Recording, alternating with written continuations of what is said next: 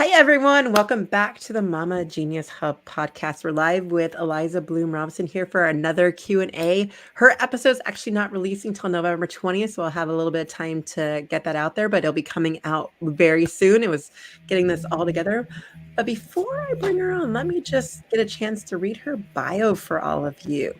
So Aliza is a quantum catalyst, author, speaker, and leadership expert and lover of circles. Yes, woman after my heart. And you can see her at AlizaBloomRobinsons.com. We'll get to, there'll be all the links will be down below and they're in the description right now because it's actually all part of the description. I was actually ahead of time for once. But I do have to tell before I let her start talking how I met her, because it was such that this being at the World Religion Parliament in last August, I had no idea being there for a whole week what it would entail or what it meant. But walking into her quantum leap meditation and just going to almost a different, I leaped out of my body, right? And so as part of all that and just all the connections, and I was just felt the power of having this women's floor there. And then this energy that I got from this floor of like, let's bring this to the rest of the world. And then Aliza said, yep, I'm there with you. So here she is. Awesome. Thank you, Michelle. It was really, we had a moment, didn't we? And that Parliament of World Religions was so impactful in so many ways. And part of that was the connections we all made. And I know we had lots of connections in and through around all of the women's tent, all of those circles. And yeah, women's circles have been a part of my life for well over 20 years. And part of what got reactivated in me through the Parliament and through meeting you and connecting with you is really coming back into my love for that, because I do a lot of leadership work in a lot of different venues and opportunities. And I always run them in circles. So I started paying attention to, it's like, oh, well, that's a women's circle principle. Oh, I'm doing that there. Oh, I'm doing that there. But it's really reactivated because of the power really of the circle. Oh my gosh, that just like opened up my heart right now because, as you said, putting it into practice in different situations.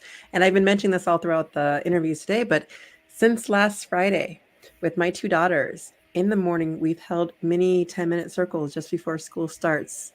And Susan, who was on here as well, we one of her friends did the I Am Enough cards, and my daughters have been loving like being part of this. And it's actually getting, at first it was like, oh, I'm being here so I can just pass the time, like the things that they're saying. And then all of a sudden today, as we start doing the cards and stuff, it's slowly already in 3 days starting to get a little bit deeper in our conversations and what we're saying. So I can only say 2 weeks from now or what, but it really is that power of when we come with purpose. And I was like, all of a sudden there was a little bit of crosstalk because I haven't quite gone through all the principles with them yet. And we're doing it slowly. But then they're like, oh, we're not supposed to respond to each other. No, we don't do that in circle. It's truly opening your heart to listening. Yeah. I was in I work with different ministries in transition. I was working with a board just last evening, and there is conflict and personality clashes in a really big way, which is fascinating. I've been with them 1.5 years, and this is the first time it's like come to a head.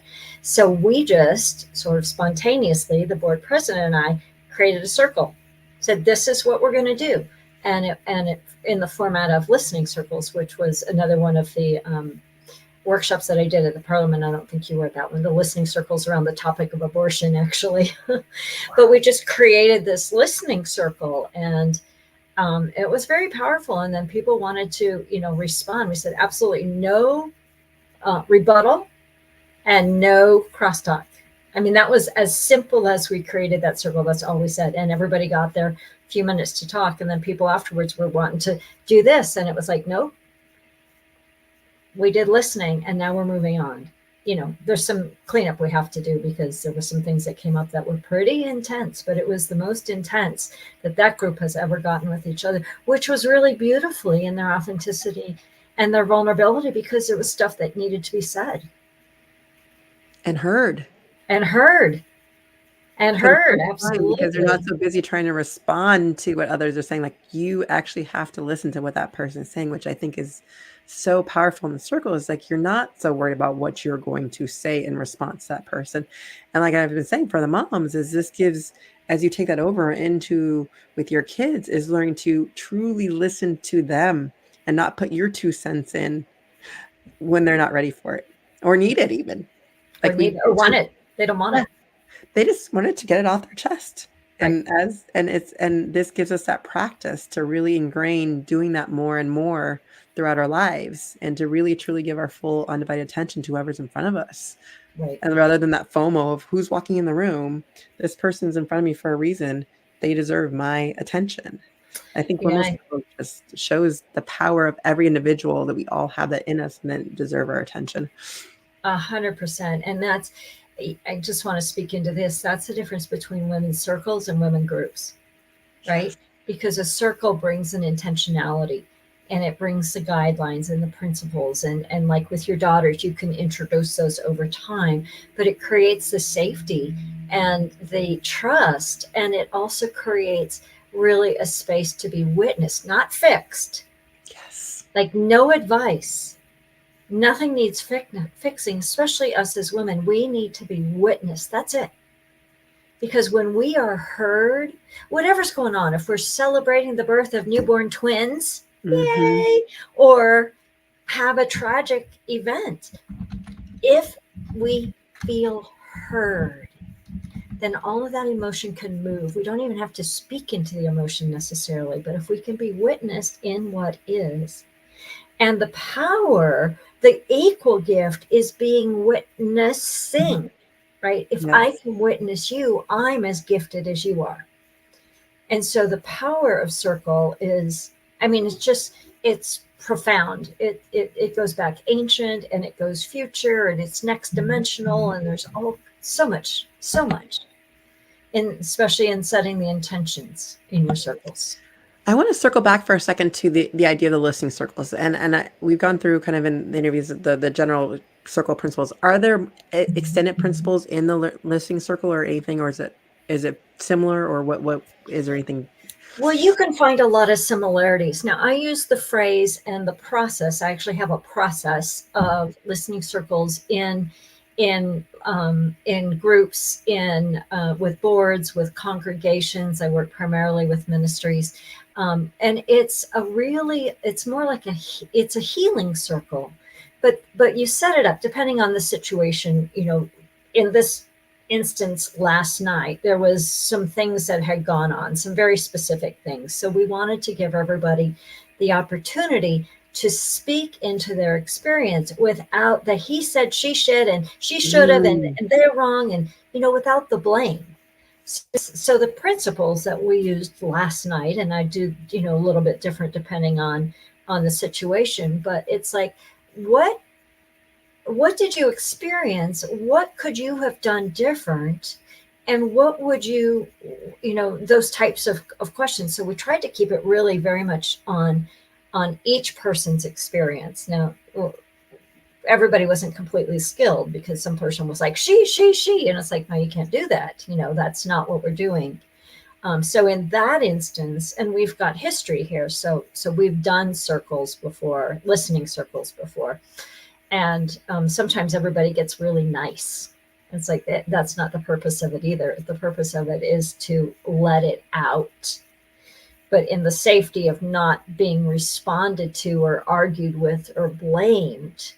There is love that. so much that happens. Because it opens up that space and gives you that voice to be able to do that. But I love how you said that it's hard for people to really witness their own experience, or like it's my experience is about what everyone else is doing, and it really does take that. It is a different turn, and like you said, you weren't practiced enough to really say that this is my experience. It's not, this is what I'm experiencing from this and my reaction to this and everything, not what everyone else is doing. I think that is so powerful in terms Mhm. of questions that we need to look at, because I mean the same thing as with moms being in the situation where the kids are coming at them. Mhm.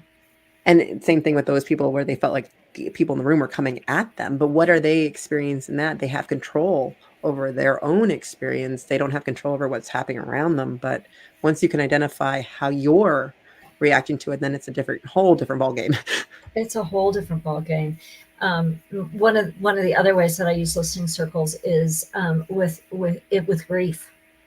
Like there's a place to really be witnessed. Like if they're Mhm. like, and again, I work in transitional work. So if somebody leaves, there's usually a lot of grief or a lot of history there and so just to be, again, listened and witnessed, but you also learn so much, what I say, depending on the size of the circle, there's 38 people in the room. So you're listening 37 times more than you're talking.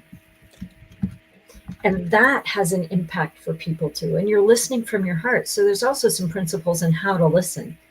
You're not listening to respond. You're not listening to defend or blame. And every single person gets to answer the same question. Like it's not building. We're not building and there's no response. The response is thank you. Next person. So again, can you feel that safety in that? Can you feel that the container, which is what circles is all about, is the container, really. I'm feeling that just from your words right now, like just this ease coming over when you think about people who are fighting or upset, like the difference of when you're actually truly listening to each other and seeing what their experience is and how that changes and realizing that we are all human. I mean, we all do have the same desires, same needs, but we seem to think that ours are more important than other people's at times until we actually truly do listen to them going, oh, I felt that way too. And all Yeah. of a sudden you're like having that recognition and saying, we're in this together rather than against each other. And that's why I just see that who was it? Someone said, what if Congress sat in circle? Right? Uh, what if Congress could actually sit in circle? I mean, would it be brilliant? The other thing that happens is that power of the heart, right, exponentially expands. But the other thing is it opens up the creativity and the innovation. I do a lot of work in quantum. You mentioned my quantum meditation. I've got a quantum meditation that I'm happy to gift people. If we want to put the link of it into that, I can get that to you. But in the quantum, and when you hear and when you see people as people, it's like my idea and your idea will open up these ideas. So Yes. take that into Congress, right? Like there is no personality that is driving this other than the desire for the greater good. So in leadership and business, it just opens the field. And the ultimate essence, you've said at least once, maybe twice, is we see people as people. And as soon as we do that, magic happens. Well, as soon as we realize we're in a shared experience, it's Yeah. not my experience. It's like, and then I feel like though in circle, like I'm just picturing because I've never actually done the listening circle in that terms of a tense part like that. But what I'm picturing, and tell me if I'm wrong or not, is that people start to have an understanding of like, oh, I didn't realize that they were feeling that way, or I didn't realize that my actions were having that effect on that person, or that they were struggling with all these other things. I didn't even know I was just in my lane, in my zone. Exactly. Exactly what happens. And then compassion shows up, empathy comes up, shared values, shared experience, certainly. And then also the universal need. It's like, oh, we all want the same thing. We're coming at it from different directions, but we all want universal needs. And, Marsha Rosenberg's compassionate communication, we all want to be belonged, to be heard, to be seen, to be valued, Yes. all of those things. And once we can get out of our lane, like you say, out of our box to see and hear, again, it's just like it can turn things around on a dime. Well, I love that because even like my thinking, like even thinking back to Parliament is like, well, there's all these experts in the room. Like I'm supposed to learn and watch from them. I don't have as much to contribute, right? That feeling in you as not enough, right? But when in circle and circle and circle throughout Parliament, you're like, that is not true. We have something to learn from each other. And then all these circle leaders who are like talking in front of the room and stuff, and I'm like going and tapping them on the shoulder and having conversations. They're like, I love that idea, or I love this. And when we realize that we have things to offer and share, that there isn't just this expert in front of the room, that circle provides for us to be those leaders, each of us in that chair, which I think is such the beauty of it because we don't need the expert to tell us what to do. We just might need a facilitator to give the questions that we need to discuss, but they're not saying, well, this is how you should do it. And if you think about, again, Parliament, there was very little of this is how you should do it anywhere. There Yeah. was, this is what I've done. There was an invitation. What can you do? What will you do? What can you take away from this? Yeah. What parts do you want to take away from it? You don't need to take away everything, just Yep. whatever speaks to your heart Yep. and what you want to find from it. And I Yeah. think that's the part that we're missing in a lot of these, where we put people on these high pedestals and what they say. And then I feel like sometimes that gets the ego a little bit to the person who is on that pedestal. Well, here's an inside ministry joke. We don't ever, this is what I say, I help ministries hire their next senior minister, right? That's part of what I do. I said, do not hire a savior, because you will put them on a pedestal, which will end up in a cross, and you will crucify him. Stop it. You need to hire somebody who can be in long-term relationship with. Yes, they will be the lead of your organization, as any leader would, but they're not, don't do that.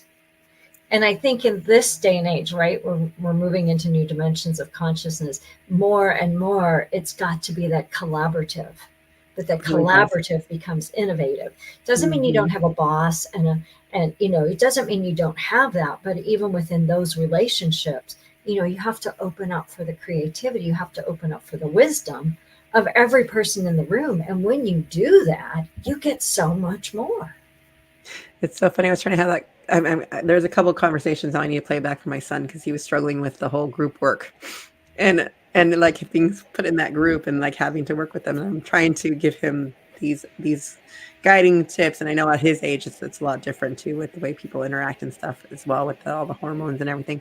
But it's so true when we collectively start to listen more rather than just tell everyone what to do, because he has that personality to just dominate and say we need to do it this way. And Well, oh, go ahead. no, no, Sorry, no, no, no, no. I was You go, trying so hard not to interrupt you, and I no, failed. go, go, go, go. I love it. Oh, because one of the things that I've come into, actually, even since I met you and maybe a month before, but or so, is this whole idea of why women's circles are women's circles. And it has to do with the way our brains are wired. We are Mm, wired for circle. We are wired for connection, juxtaposed with the way a man's brain is wired. Typical men will not like circle, mm, because they are single focused. They are about producing, they are about providing, where women are about connecting. communal. And the brain is actually shaped different. And a lot of it has to do with the estrogen and testosterone that we carry, about why that works for women. So I love that you said that about your son. So we can have a conversation outside of this, because we're going to run out of time, about how to include him, but include him as a man in the way his man brain operates. Ooh, we're gonna have Like, to do an episode on that. we're going to have to do a whole nother thing on that. Yes. That is just fascinating, 'cause I think that is the next step, though. Because I mean, when we talk about, even it was the Dalai Lama who prophesized the women we're gonna do this, and then Dr. Bolin interpreting that to be the circle. But it is gonna be time when we have enough women who are comfortable in circle that we do start inviting the male presence into that, because I think it is just that integration of all of us really expressing our own ideas. Mhm, mhm. And in the priestess process work that I was in the early 2000s, that was also my initiation really to women's circles in that work.